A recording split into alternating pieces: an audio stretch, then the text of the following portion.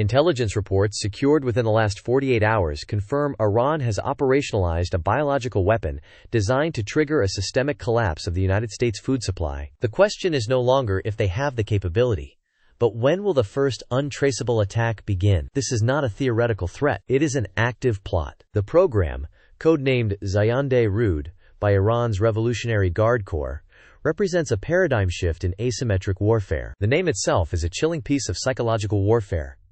Named for the Zayande River, a once mighty waterway in Iran that now runs dry, a symbol of life turned to dust. This is the intended fate for America's agricultural heartland. The weapon is not a missile. It is not a bomb. It is a genetically engineered variant of a common agricultural pathogen, Puccinia triticina, or wheat leaf rust. Analysis of leaked genetic sequencing data reveals a terrifying evolution. Iranian bioengineers have created a monster. This strain has been modified for 3 specific characteristics: hypervirulence, enabling infection to spread at a rate 500% faster than any known natural variant; environmental resilience, allowing spores to survive dormant for extended periods in soil or on equipment, awaiting ideal weather conditions for a coordinated bloom; and complete resistance to the top 5 most common commercial fungicides used across North America. War is coming to America's farms. It will be silent. It will be invisible. For decades, the strategic calculus of warfare has centered on military and industrial targets. An aircraft carrier, a power grid, an oil refinery. Tehran's new doctrine bypasses these hardened assets entirely. It targets the foundational pillar of American society and its primary source of global soft power: its ability to feed itself and the world. The objective is not to win a battle. It is to create a cascading failure across the entire U.S. economy and social structure. The first rehook point is here. 3 minutes into this briefing, the threat is not confined to clandestine laboratories half a world away. Recent satellite analysis from the National Geospatial Intelligence Agency has identified 3 facilities, previously designated as civilian fertilizer plants in the arid plain south of Isfahan, that show thermal and chemical signatures consistent with large-scale biological agent cultivation. What does this mean for global stability? A successful attack resulting in just a 15% reduction in the U.S. corn and wheat harvest would immediately trigger a global food crisis, dwarfing the price shocks of 2008 and 2012. Nations dependent on U.S. grain exports would face immediate, catastrophic shortages. Egypt, Nigeria, Mexico. These countries would be thrust into political chaos, creating power vacuums and mass migration events that would destabilize entire continents. The weapon is agricultural, but the fallout is geopolitical. It is a strategy designed to dismantle the American-led world order by attacking its foundation. The delivery system is the program's most insidious element. There will be no missile launch detection, no incoming bomber wing on radar. Project Zayande-Rud's deployment plan, according to a highly placed human asset within the IRGC's Quads Force, relies on a network of sleeper cells. These are not soldiers. They are operatives trained as agronomists, logistics experts, and even long-haul truck drivers. They are already in position. Their mission is to execute a coordinated, multi-state release of the weaponized spores. The release vectors are low-tech and nearly impossible to defend against. Modified crop-dusting drones, small enough to be transported in a standard pickup truck, could release spore clouds upwind of vast farming regions. Contaminated grain seeds could be introduced into the supply chain at rural silos. Aerosolized dispersal units could be attached to commercial freight trains, silently blanketing thousands of acres along key rail corridors that bisect the American heartland. The attack will be mistaken for nature, a blight, an unlucky season. By the time the U.S. Department of Agriculture identifies the outbreak as a novel, aggressive strain, it will be too late. The infection will have taken root across millions of acres. The spread will be exponential. Fungicide application will fail. Crop yield forecasts will collapse overnight. Commodity trading floors in Chicago and New York will be thrown into absolute panic. This brings us to the second rehook. 6 minutes into the briefing, the timeline for this threat has been dramatically accelerated. At 0200 hours Zulu time this morning, a signals intelligence unit monitoring encrypted Quads Force channels intercepted a priority burst transmission. The message was just 3 words, translated from Farsi: "The rain begins."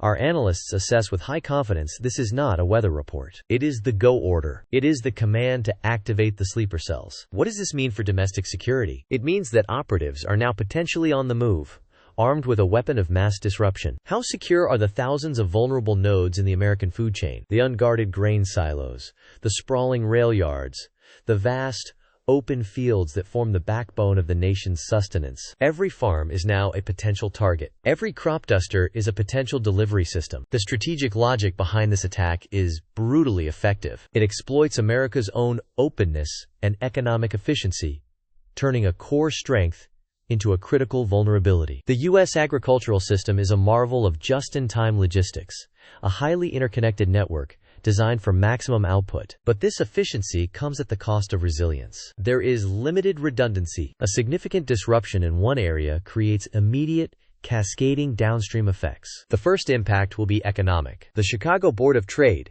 would likely suspend trading in wheat and corn futures within hours of the scale of the blight becoming public. The resulting market shock would trigger a flight to safety in assets like gold and government bonds.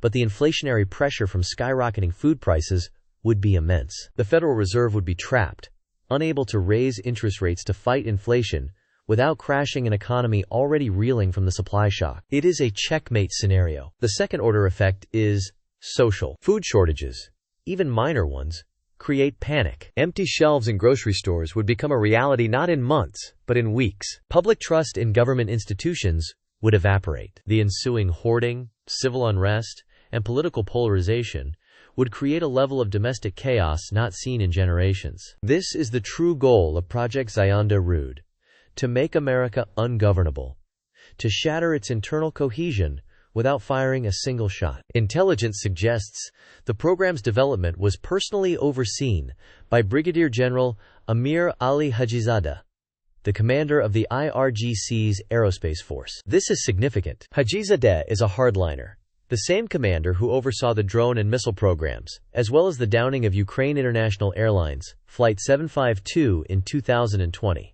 His direct involvement signals that this biological warfare program is not a fringe experiment.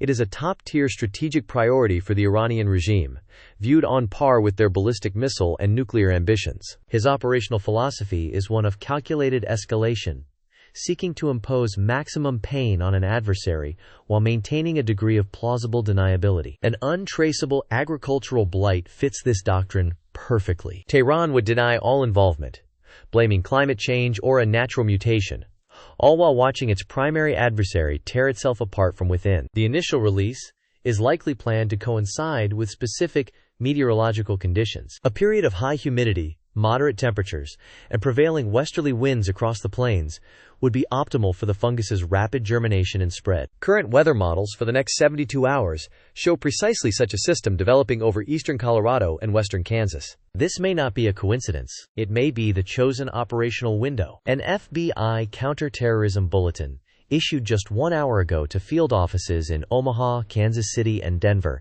has placed all federal and state agricultural agencies on their highest level of alert. But monitoring may be futile. The operatives are not expected to be Iranian nationals. The Quds Force has a long history of using proxies and recruiting sympathetic individuals or mercenaries. The team tasked with the initial release could be anyone, of any nationality, with no obvious ties to Iran. They are ghosts, trained to blend in and disappear. A recent CIA profile of the likely operative teams suggests they have been living inside the U.S. for at least 2 years, establishing credible identities and learning the rhythms of rural life. They are the neighbors, the farmhands, the truck drivers. The most recent and disturbing piece of intelligence comes from a compromised laptop belonging to a logistics officer at the Shahid Karimi base, one of the IRGC facilities linked to the program. A fragmented, deleted file was recovered. It was not a battle plan or a chemical formula. It was a list of 6 specific GPS coordinates. They do not correspond to military bases,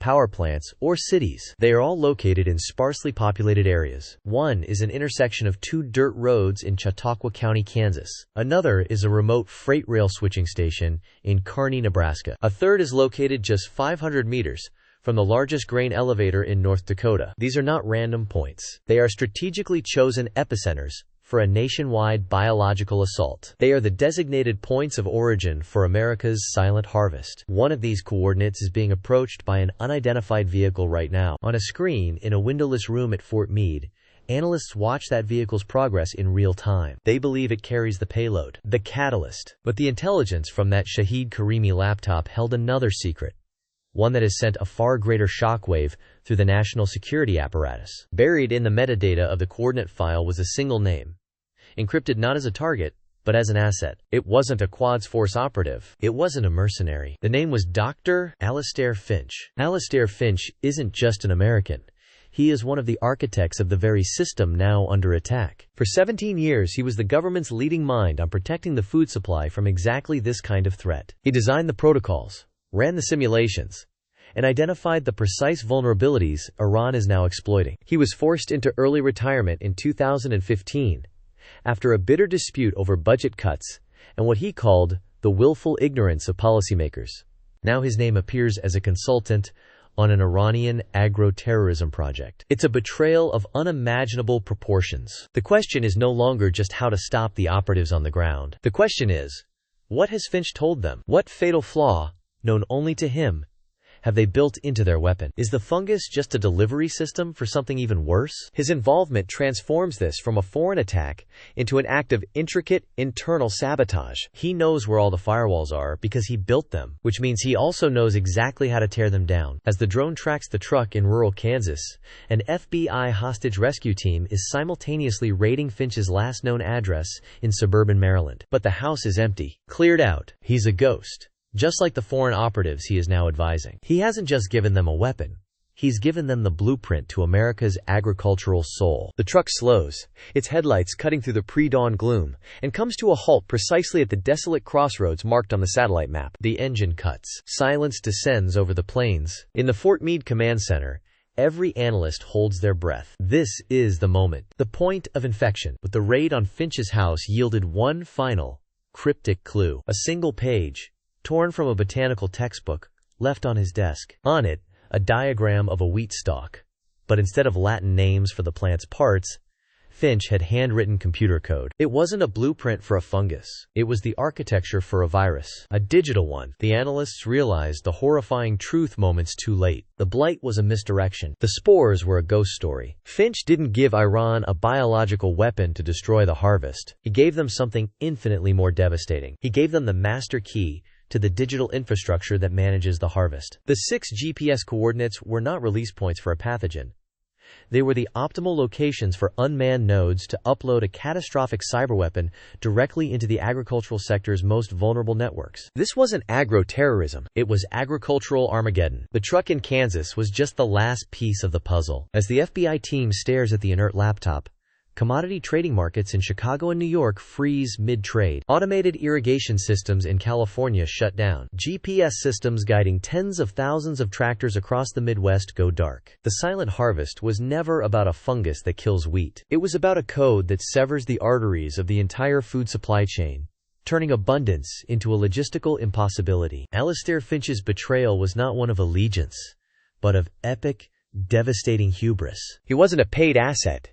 He was a prophet of ruin, embittered and ignored, determined to prove that the vulnerabilities he warned of were real. He built a firewall to protect America's food supply, and then he showed its enemies the one key he alone had forged. He hasn't just started a crisis. He has become the architect of a new kind of famine, one where the fields are full, but the tables are empty. The war for our future will not always be fought with bombs and bullets, but with bandwidth and code. The most critical threats are no longer just over the horizon. They are in the network, in the infrastructure we depend on, and in the minds of those we once trusted. To understand the crisis, you must see the whole board. Don't be left in the dark. Subscribe to global_crisis_.